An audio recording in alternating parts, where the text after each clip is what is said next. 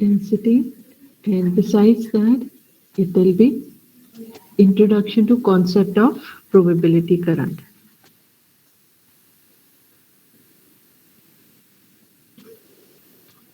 Probability density हम already बात कर चुके हैं, mod of Sai square that is probability density.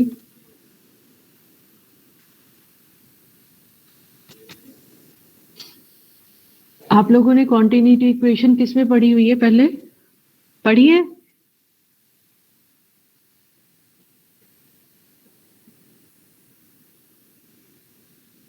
Fluid mechanics. Fluid mechanics +1 में. हाँ जी, +1 में. ओके, फ्लूइड मैकेनिक्स वाली इक्वेशन तो मुझे अभी याद नहीं है, but in case of electromagnetism also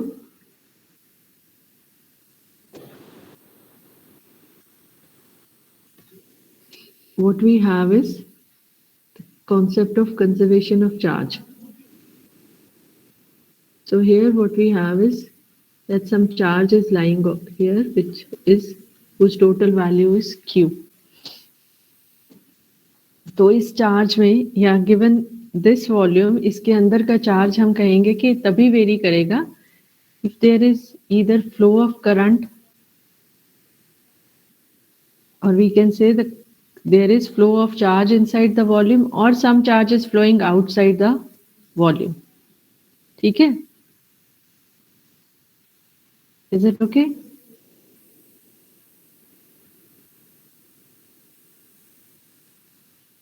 Otherwise ये चार्ज कांस्टेंट रहेगा? Yes, ma'am.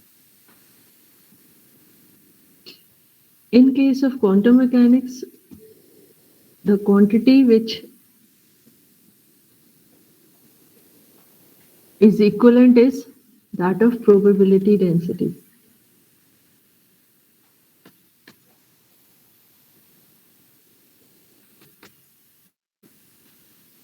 And considering the same picture, we can say P is the probability density of the particle to be inside this volume. अब ये probability density time के साथ कैसे change हो सकती है? If there is flow of probability current either inside the given volume or it flows out of it. So यहाँ पे हमारे पास है dq by dt, that is change of charge inside the volume, that will be equal to dj by dx. This is current density. So similar is the case over here. Change of probability density inside the given volume with time, that will depend upon the flow of probability current through the volume. यहाँ पे J हमारा probability current है और यहाँ हमारे पास it was charge, it was current density.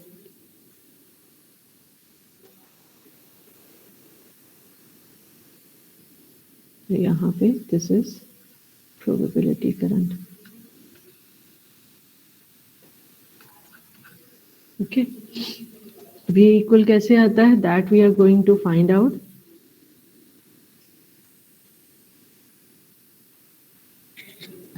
So in this case, in order to obtain this, यहाँ पे negative sign आएगा.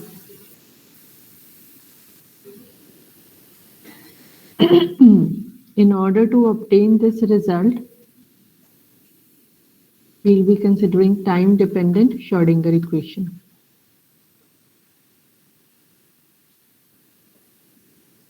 That is given by IH bar del psi by del t is equal to minus h bar square by 2m del 2 psi by del x square plus Vx prime. Let this be 1. So complex conjugate of equation 1, that will be given by minus IH bar del psi star by del t minus H bar squared by 2m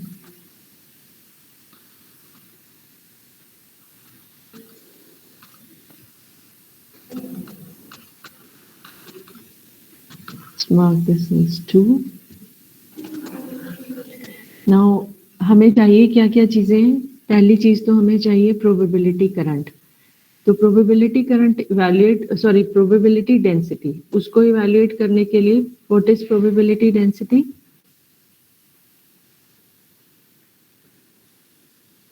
That is given by mod of psi square, which is psi star psi. तो psi star psi इन दोनों equation से कैसे आएगा हमारे पास. तो what we do is multiply psi star into 1 and subtract this equation, which is psi times 2. Okay, so what we get is IH bar.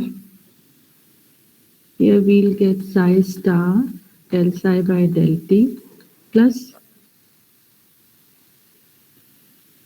psi del psi star by del t. और इधर हमारे पास आ जाएगा minus H bar square by 2m del by the first place we have psi star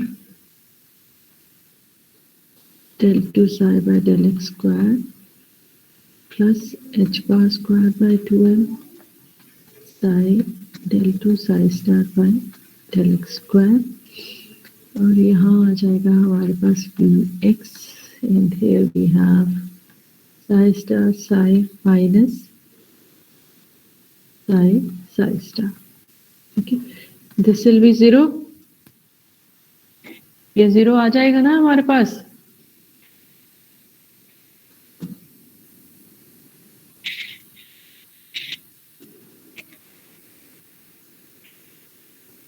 आप confirm करो, उसके बाद आगे चलते हैं. आएगा 0 कि नहीं. Yes ma'am.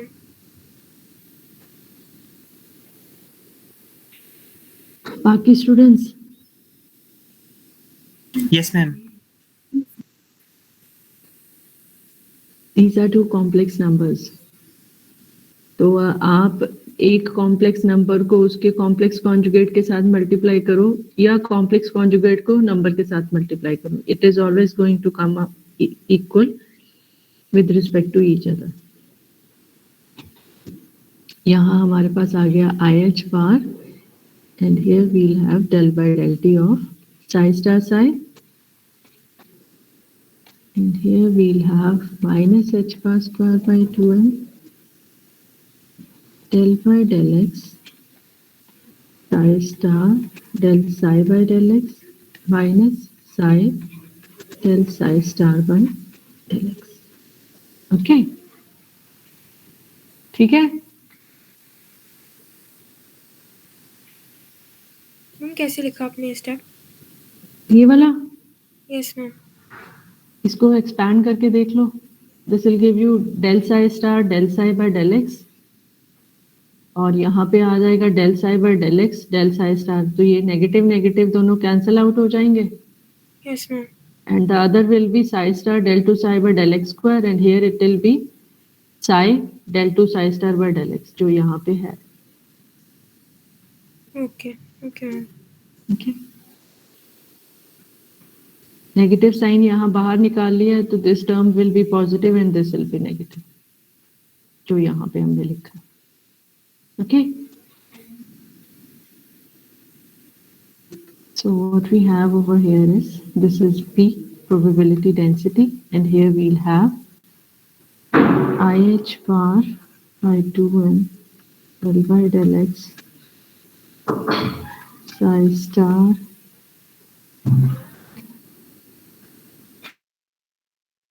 del psi by del x minus psi del psi star by del x.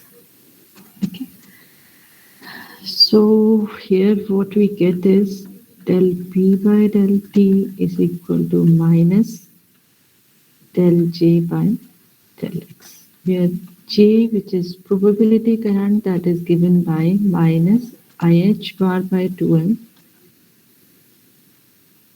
psi star del psi by del X minus psi del psi star by del X.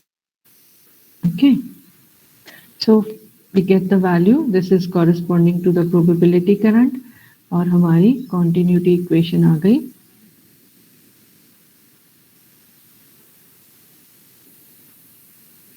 Del P by del T plus del J by del X is equal to 0. That is the continuity equation.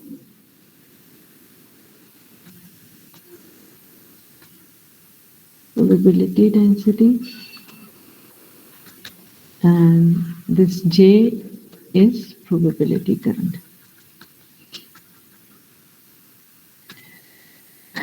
Now you do one thing. हमने probability current का expression निकाल लिया है. Consider psi xt is equal to a e raised to power I by h bar Ex minus Et. That is the expression for a free particle. You evaluate the current density for this particle.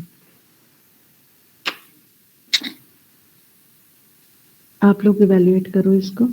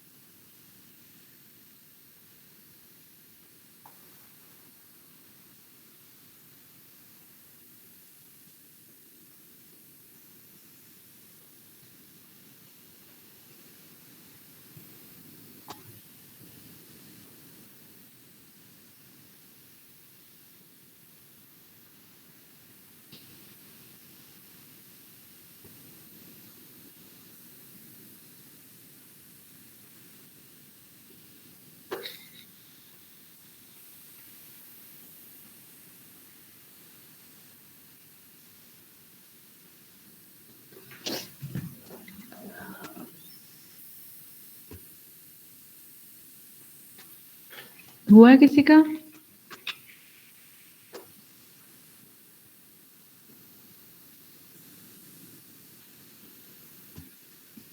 This is the expression for probability current which you have to evaluate for this specific wave function.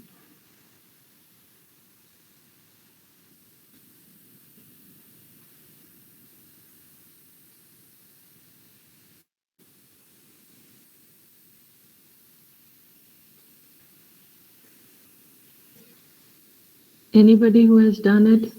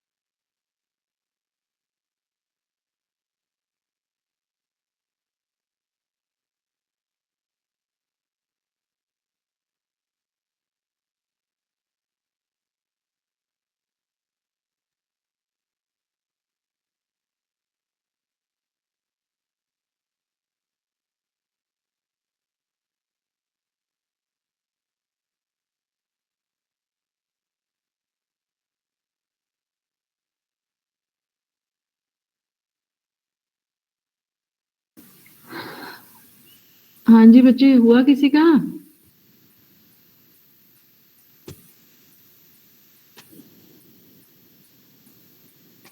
Okay, I will give you a hint.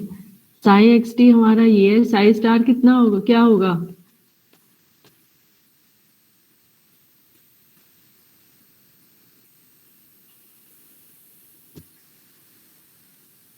हम जो आई है वहाँ पे minus आई कर देंगे। जो आई है वहां माइनस आई आ जाएगा।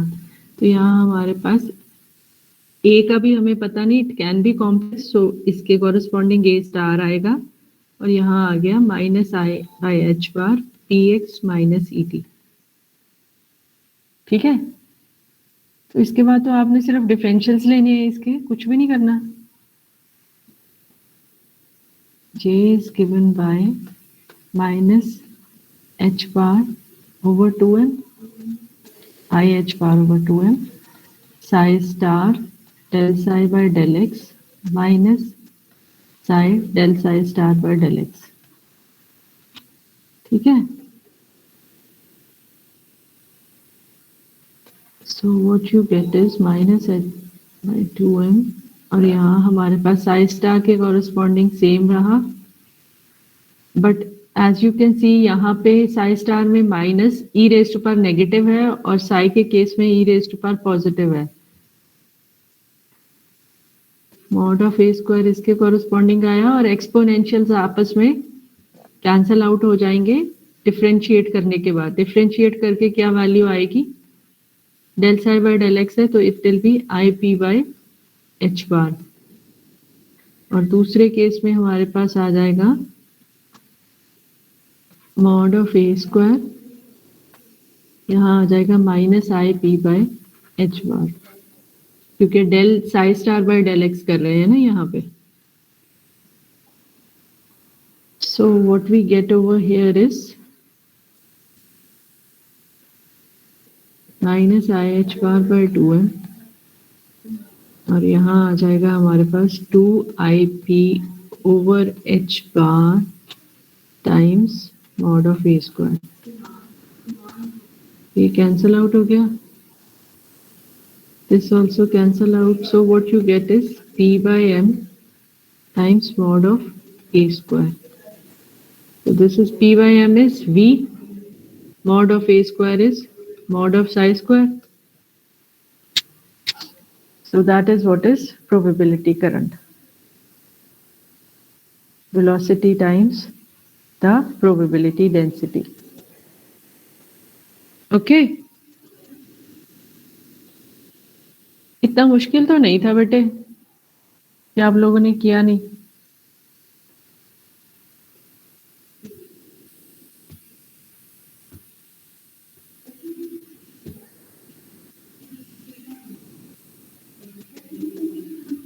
Is it fine? समझ आ गया है? Yes, ma'am. क्या कुछ मुश्किल लग रहा है? No, ma'am.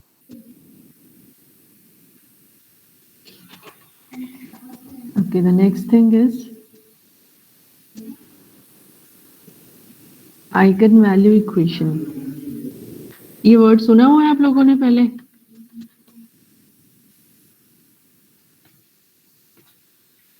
हाँ, No, ma'am. मैथ्स में, मैट्रिसेस में।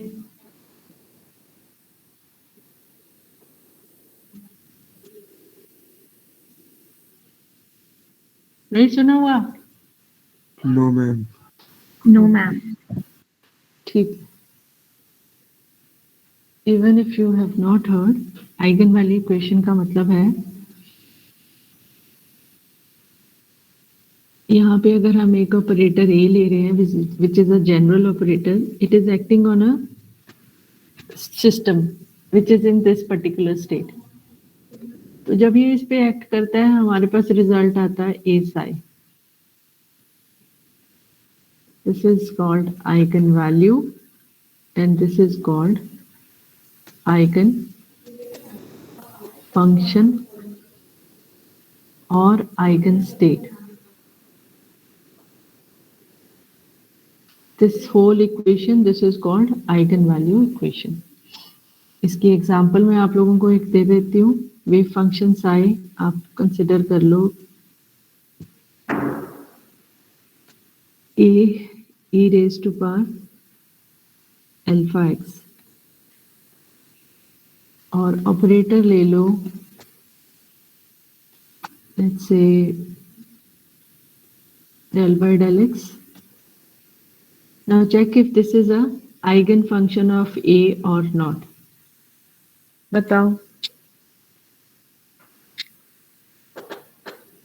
ये फंक्शन ऑपरेटर का आइगन फंक्शन है या नहीं है?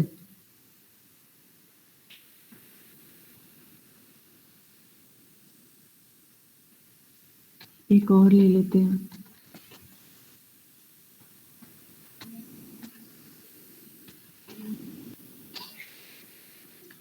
बोलो बच्चे, ये आइगन फंक्शन है इसका कि नहीं? Yes, ma'am.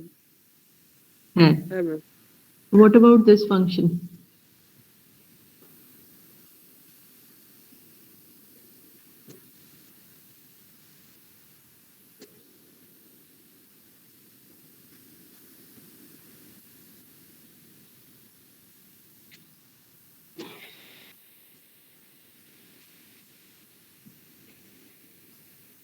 ये है या नहीं है?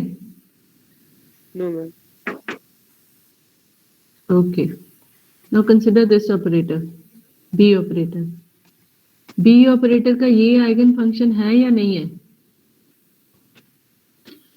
Yes, ma'am. है। और साई 2 है या नहीं है? ये भी है। ये भी है। अब इस पर्टिकुलर केस में जब हम साई 1 ले रहे हैं, that is a acting on Sai 1, तो इस पर्टिकुलर केस में हमारी आइगन वैल्यू इक्वेशन कितनी आती, सॉरी आइगन वैल्यू कितनी आती है? Alpha. Alpha, that is correct. यहाँ हम कर रहे हैं del by del x of A e raise to पर अल्फा एक्स, तो ये हमारे पास आ गया A alpha e raise to पर alpha x, so this will be alpha times psi 1। तो ये हमारा आ गया आइगन वैल्यू और ये हमारी आइगन स्टेट है। जब हम ये वाला फंक्शन लेते हैं तो A acting on Sai 2 that becomes K times cos Cos of K। K। तो हमारा जो स्टेट है सिस्टम का वो बदल गया। तो अगर हमारे सिस्टम की स्टेट बदल जाती है जब हम उस पर कोई ऑपरेशन करते हैं, हम कहते हैं कि वो उसकी आइगन स्टेट नहीं है। अगर स्टेट सेम रहती है तो हम कहेंगे it is an eigen state of the system. ठीक है, ओके, ये सबको समझ लग गया है? Yes, ma'am. Is it clear to all? बाकी स्टूडेंट्स, एक तो बच्चों की ma'am. आवाज आ रही है मुझे। Yes, ma'am. Yes, ma'am.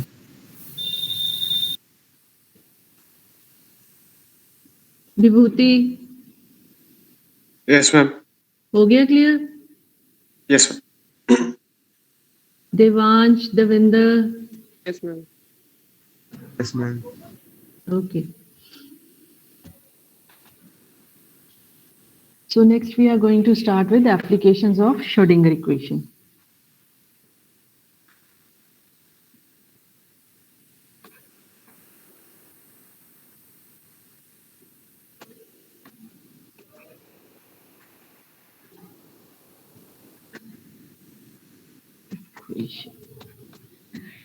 सारी की सारी एप्लीकेशन जितनी अब तक हम मतलब जितनी आपके सिलेबस में है, सबके केस में कुछ assumptions हैं, या हम कह सकते हैं the problems we are going to talk about, they all have only x dependent potentials. कहीं पे भी हम टाइम डिपेंडेंट पोटेंशियल्स नहीं कंसिडर करेंगे, हमारे सारे के सारे पोटेंशियल्स एक्स डिपेंडेंट होंगे। श्रोडिंगर इक्वेशन लिख लेते हैं पहले, then I will explain things to you.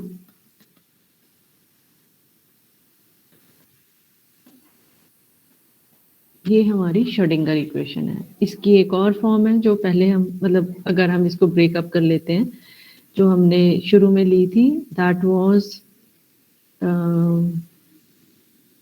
हम लिख सकते हैं minus H bar square by 2m del 2 psi by del x square plus Vx psi is equal to E psi। ठीक है, सिर्फ मैंने टर्म्स शफल किए हैं। ओके, और इसको हम लिख सकते हैं further minus H bar square by 2m del 2 psi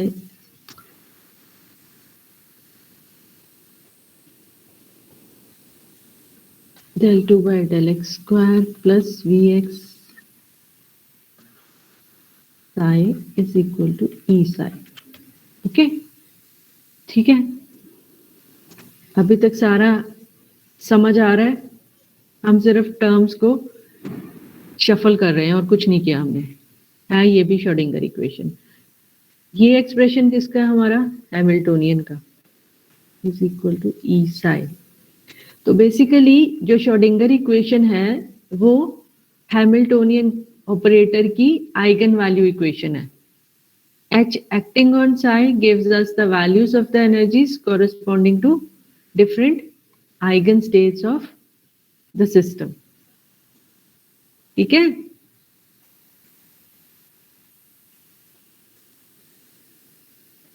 तो अंडरलाइंग इक्वेशन हमारी ये हैमिल्टोनियन है।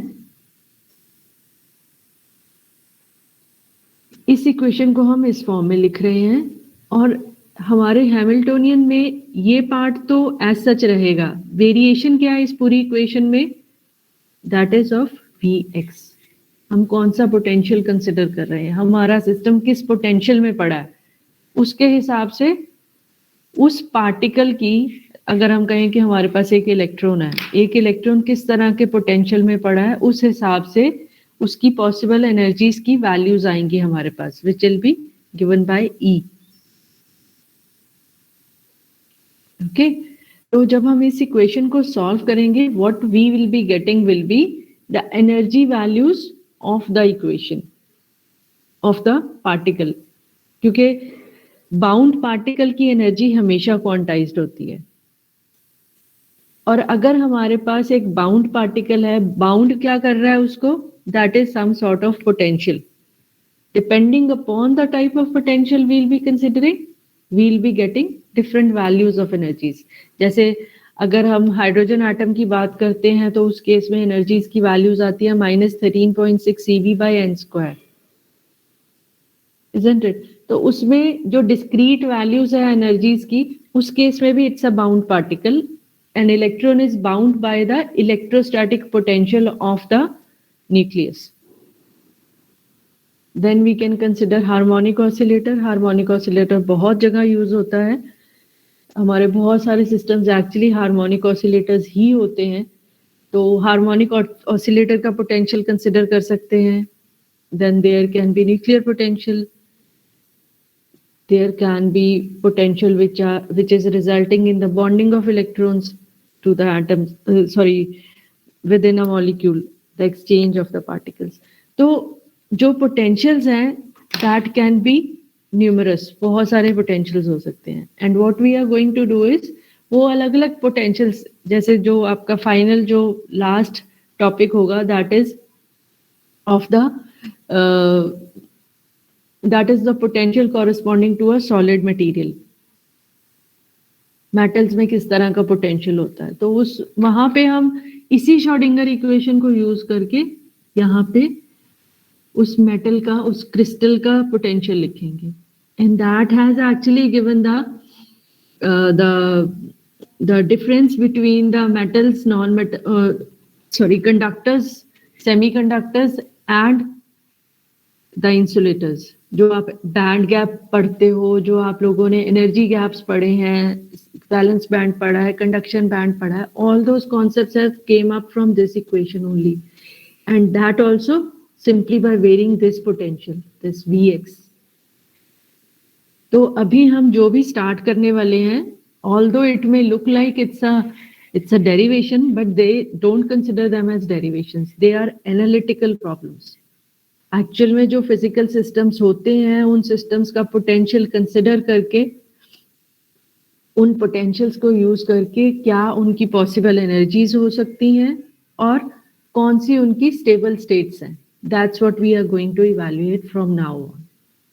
जो आपके सिलेबस में एप्लीकेशंस हैं, they are very basic, but उनको आप और इम्प्रूव करके you can evolve them, you can move to the higher level, क्योंकि वो बिल्कुल बेसिक चीजें हैं जो हम करेंगे सिलेबस में.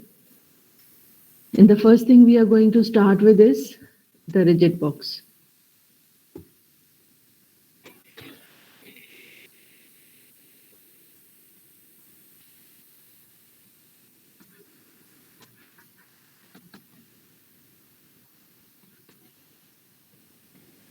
It's in one dimension.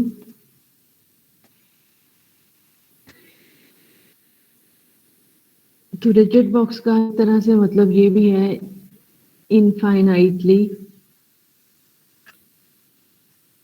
Hard walls.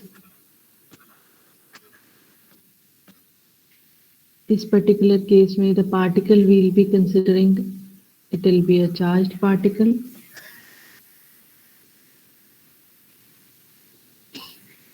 और चार्ज पार्टिकल को बाउंड करने के लिए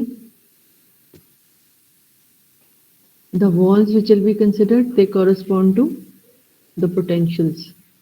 तो यहाँ पे हमारे पास जो पार्टिकल है वो पड़ा है x इज इक्वल टू 0 और x is equal to L के बीच में.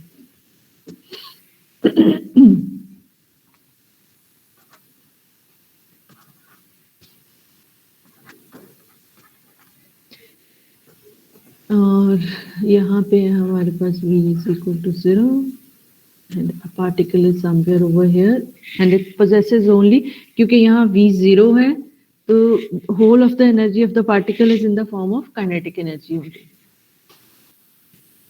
तो इस प्रॉब्लम की इनिशियल पहले बाउंड्री कंडीशंस कंसिडर करते हैं.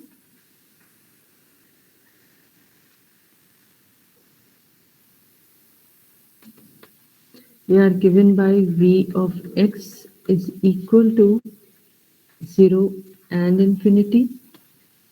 It's 0 between 0 and L, and it is infinite for x less than equal to 0 and x greater than equal to L. ठीक है.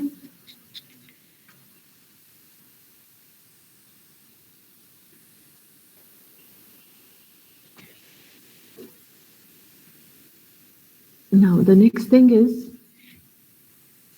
potentials हमें पता है, श्रोडिंगर पता है, श्रोडिंगर इक्वेशन पता है. So in order to know the energies corresponding to this particle, we'll be considering the Schrödinger equation. So let's consider time independent Schrödinger equation. That will be given by del 2 psi by del x square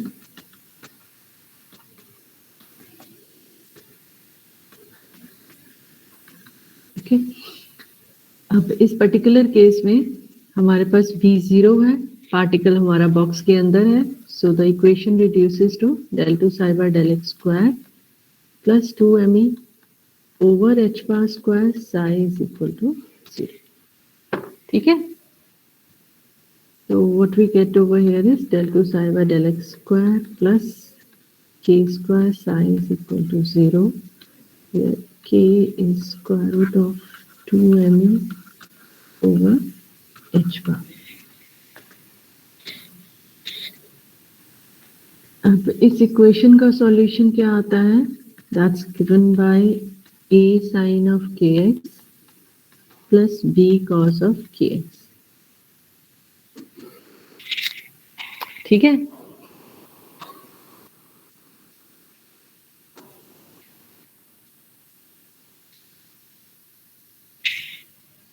Yes, ma'am.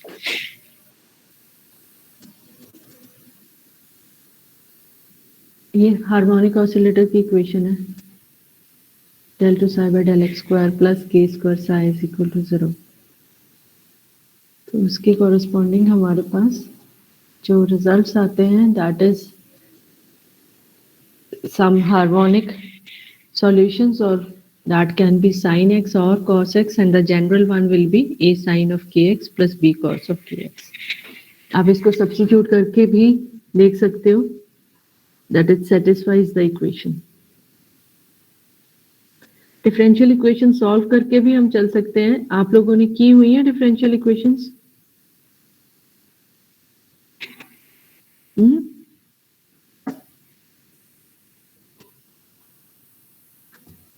बोलो बच्चे. Yes, ma'am.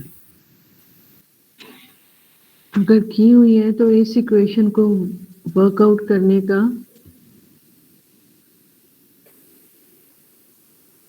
I'll just do that if you are interested. अगर ऐसे ही solution आपने consider करना है, that is your choice.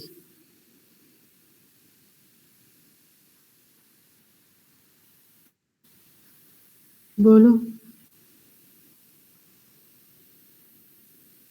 बेटे, हाँ या ना बोल दो कुछ. If you are not interested in getting across the solution and is fine with what I have given, it's okay. I'll move from here onwards. बताओ. ठीक है, ये सॉल्यूशन सबको समझ आ रही है? Then this will be the solution to this equation.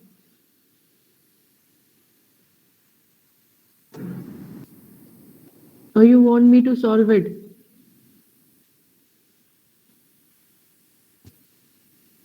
बच्चे बोलो. मैम सॉल्व करके बता दो. यस मैम, सॉल्व कर दो. Okay. So this del 2 psi by del x square, it can be written as d square psi plus k square psi is equal to 0, where d is del by del x. जिस तरह से आप normal quadratic equation solve करते हो उसी तरह से ये सॉल्व हो सकती है, और that's the way it is solved. तो यहाँ पे आपके पास आ जाएगा d square plus k square is equal to 0. That gives you d square d is equal to plus minus k. So if you multiply this with psi on both sides, this becomes, so what you have is del 2 psi by del x is equal to k psi. तो आपके पास यहाँ दो equations आ रही हैं, del psi by del x is equal to k psi and del psi by del x is equal to minus k psi. If you integrate it,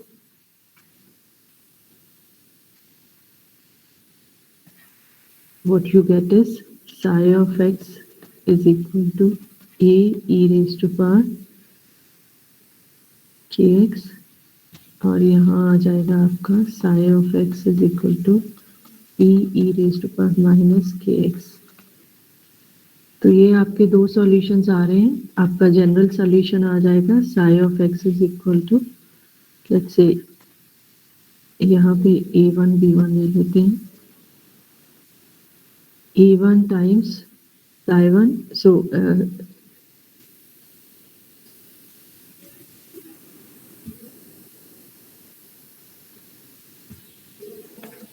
so it will be the sum of these two multiplied by some constant. तो ये constant same consider करके this into some c1, that will give you a e times kx plus b e raised to power minus kx. अगर इसको workout कर लोगे, what you get is sine और cos की terms में आ जाती हैं आपकी वैल्यूज. यहाँ पे मिस्टेक है.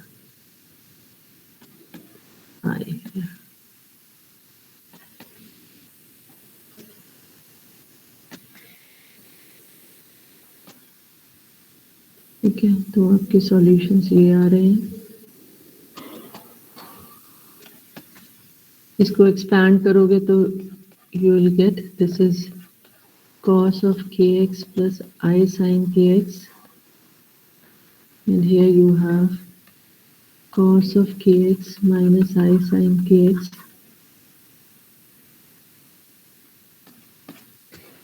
So this becomes a plus b cos of kx, which you can consider as c cos of kx, and यहाँ आपका a minus I b आएगा, so that will be, that you can consider as d, so it will be sin of d sin kx.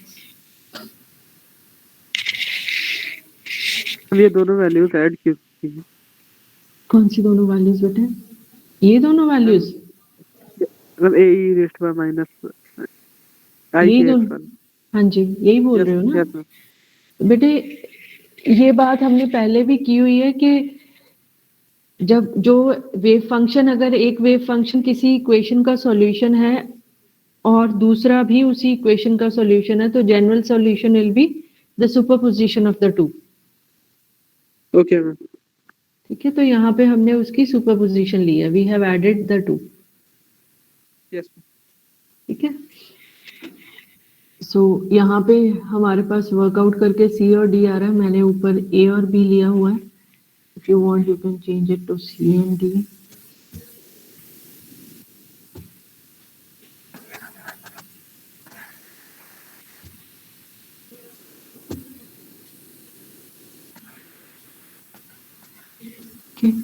सो ये हमारे पास solution आ गया, psi of x is equal to C। हमने वहां ऊपर sign के साथ C लिया है,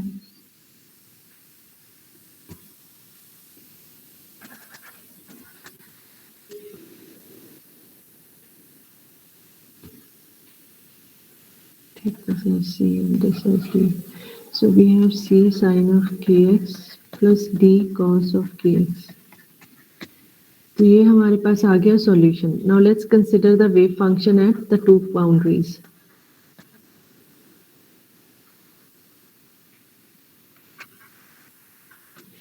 At x is equal to 0, psi will be 0. Here we have the sign of 0 will be 0, but here it won't be 0. So what we have is d is equal to psi at x is equal to 0. Psi at x is equal to 0 की क्या value होएगी? Any guesses?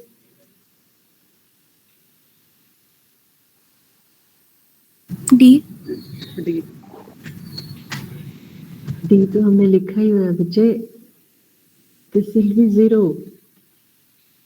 x is equal to 0 पे wall है, particle उस पे चढ़ नहीं सकता, वहां होने की प्रोबेबिलिटी 0 है, तो साई भी 0 होगा।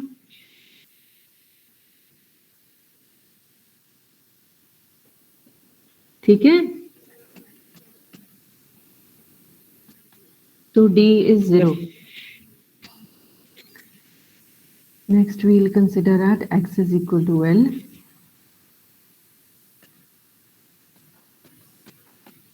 Psi at x is equal to L भी 0 होगा by the same logic। Yes ma'am. एक मिनट, यहाँ पे हमारे पास आ गया d 0, तो हमारा psi x रह गया c sin of kx। ठीक है, तो यहाँ हमारे पास आ गया c sin of kl, ये 0 है, so what we have is sin of kl is equal to 0। Okay, so here we'll have KNL is equal to n pi, yes ma'am. and so this Kn was square root of 2m En। वहां हमने सिर्फ e लिया था, यहाँ क्योंकि हमारे पास n की multiple values हैं corresponding to different values of n for which this function can be 0, therefore kn के corresponding हमने e को चेंज कर दिया en में। So we have plus minus n pi, and from here we will get en is equal to n square pi square h bar square over यहाँ l आएगा 2 m l square। ठीक है, ठीक है बेटे? Yes, ma'am. Or the same expression can be written as n square h square over 8 m l square। h bar square को हमने लिख दिया h square over 4 pi square। So pi squares get cancelled, 4 into 2 gives 8. So what we have is En is equal to this value। and what it implies is energy of a bound particle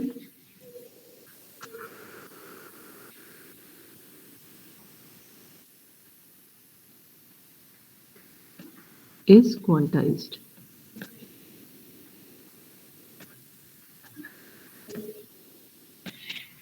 Okay.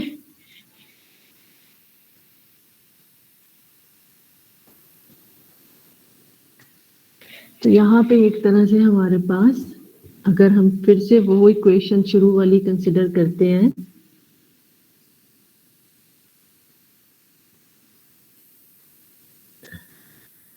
H psi is equal to E psi.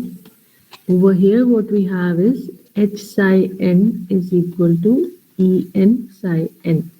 So what we have obtained is these eigenvalues. हमने और क्या evaluate करना है? Eigen function. En की value हमारे पास ये आ गई.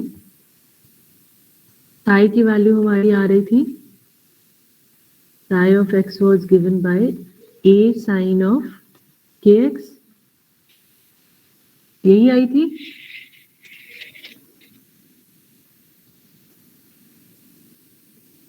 यही थी ना बेटे, ये लिखी थी c sin of kx लिखी हुई है वहां पे.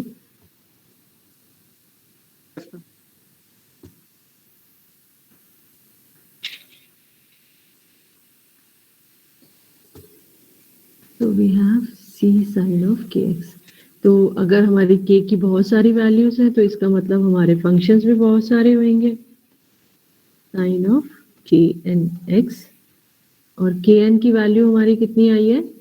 That is given by a sin of kn is √2m. नहीं, √2m वाली नहीं लिखेंगे यहाँ बेटे, हम सिर्फ n पाई वाली लिखेंगे. n pi x by l. Yes. ठीक है. अब इस फंक्शन में इनकम्प्लीट क्या है? This value. इसका हमें नहीं पता, तो उसके लिए क्या करेंगे हम? we'll apply the normalization condition.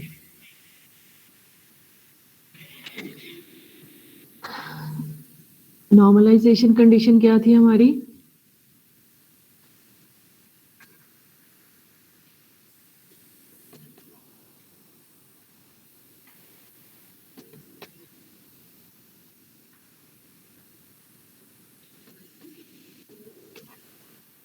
बोलो बच्चे.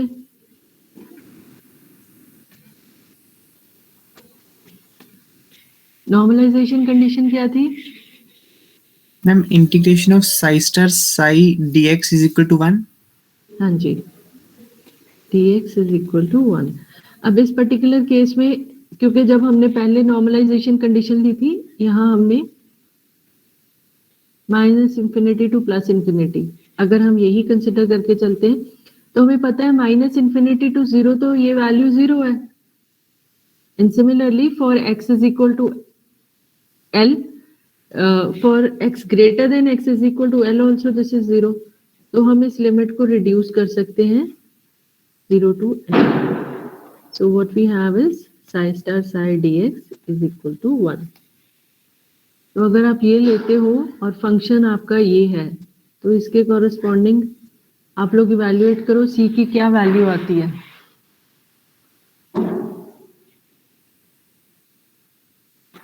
मैं आपको फाइनल वैल्यू बता रही हूँ, आप लोग निकाल लेना इसको. It comes out to be 2/l. And so the wave function becomes psi n at x is equal to square root of 2/l sine of n pi x by l.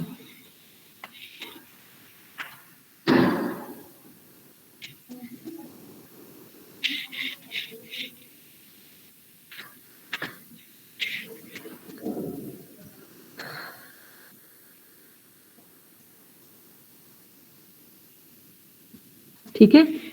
So we have both the things. corresponding to the Schrödinger equation. हमारी eigen states ये हैं और eigen values आ गई En is equal to n square h square over 8 ml square. तो इसका मतलब है कि पार्टिकल की जो एनर्जीज हो सकती हैं वो ये वैल्यूज हैं और उन एनर्जीज के कॉरस्पॉन्डिंग उसकी जो स्टेट रहेगी वो ये रहेगी. और इस वेव फंक्शन को अगर हम प्लॉट करते हैं, एज यू कैन सी, अगर हम En की वैल्यू यहाँ देखें, n square h square over 8 ml square, तो this can be written as let's consider E1. E1 आएगी हमारी h square over 8 ml square. E2 आएगी 4 into h square over 8 ml square. इसका मतलब है and so on.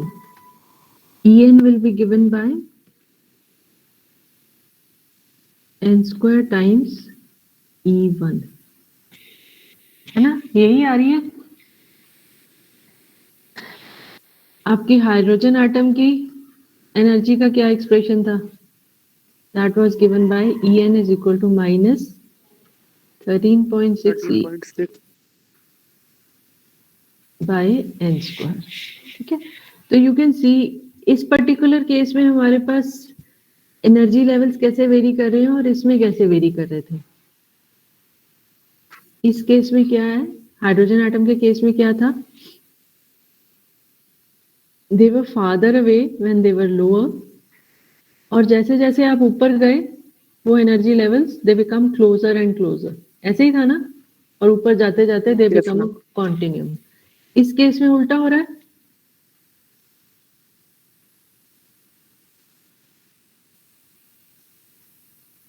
पहली value है हमारी E1 पे, दूसरी वैल्यू है 4 टाइम्स E1 पे, तीसरी वैल्यू इससे भी ज्यादा बढ़ गई, दैट इज 9 टाइम्स E1. तो डिफरेंस इंक्रीज हो रहा है ना. यहाँ पे 3 E1 का है, यहाँ 5 E1 का हो गया, अगला 16 E1 होगा, that will be 7 E1. So the energy difference as you move towards the higher energy levels, that is increasing.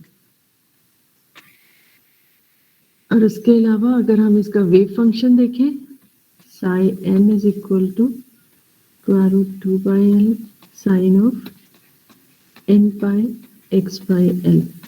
अगर हम इसको प्लॉट करते हैं,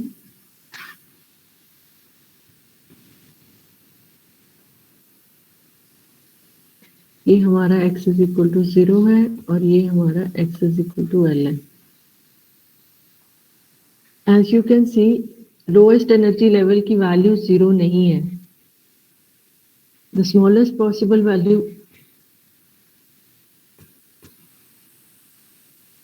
फॉर n is 1.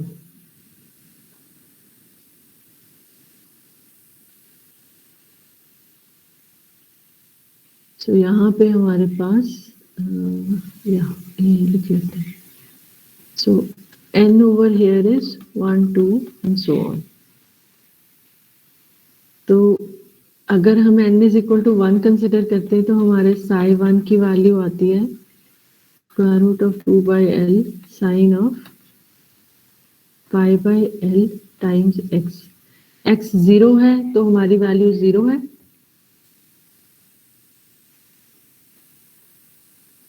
और x अगर L है तो भी 0 है. अगर x L/2 है तो हमारी वैल्यू 1 है, that is square root of 2 by L, जो भी इसका एम्पलीट्यूड है. So the kind of wave function will come out to be of this form. ये अगर L/2 ले रहे हैं तो इस केस में हमारा वेव फंक्शन कुछ ऐसा आएगा, और यहाँ हमारा वेव फंक्शन दैट इज,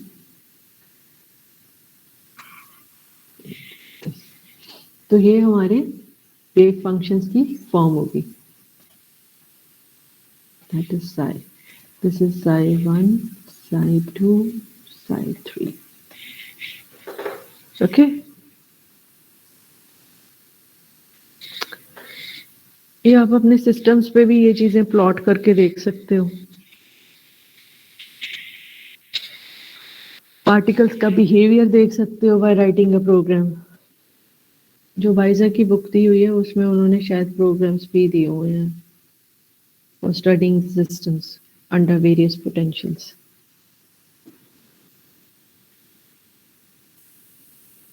आज के लिए इतना काफी है।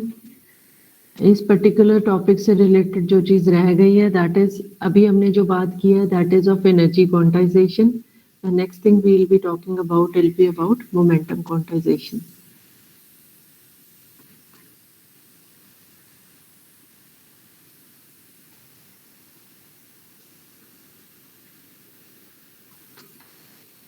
ठीक है, तो नेक्स्ट लेक्चर में what I'll be taking will be momentum quantization and the other is Ehrenfest theorem.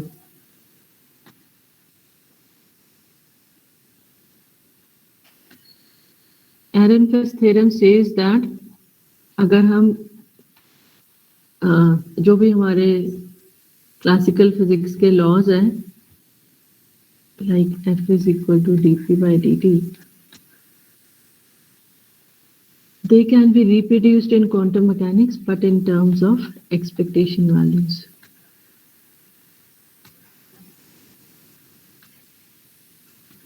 So that is Ehrenfest theorem कि क्लासिकल मैकेनिक्स में जो लॉज हैं वो सारे के सारे लॉज अगर हमने क्वांटम मैकेनिक्स में स्टडी करने हो तो what will be the modification which need to be done. It's a small topic, ज़्यादा टाइम नहीं लगेगा इसको। मोमेंटम क्वांटाइजेशन में भी ज़्यादा टाइम, अगर इसके अलावा टाइम बचा तो we'll move to the next topic, but these are the two I'm going to cover in the next lecture. अगर आप कहते हो मोमेंटम क्वांटाइजेशन हम आज भी कर सकते हैं,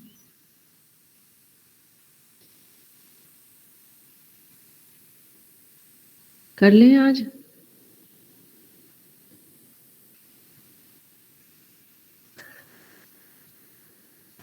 नो मैम, आज इतना काफी है।